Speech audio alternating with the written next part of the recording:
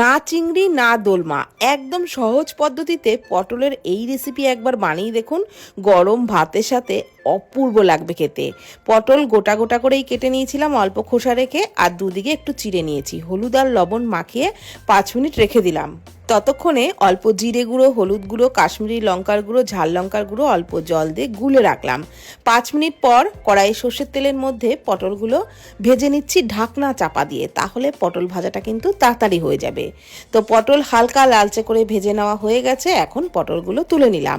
তারপর ওই তেলের মধ্যে দিয়ে দিলাম কালো জিরে আর চেরা কাঁচা লঙ্কা, ভেজে নিয়ে দিয়ে দিলাম ওই মশলাগুলা জলটা। মশলার বাটিটা ধুয়ে অল্প জল দিয়ে ভালো করে একটু কষিয়ে নিলাম। তারপর দিয়ে দিলাম টমেটো বাটা, অল্প লবণ আর একটু চিনি। খুব ভালো করে সমস্ত মশলা কষিয়ে নিলাম। দিয়ে দিলাম সর্ষে আর কাঁচা লঙ্কার পেস্ট, আরও একটু ভাজা ভাজা করে নিয়ে অল্প জল দিয়ে দিলাম।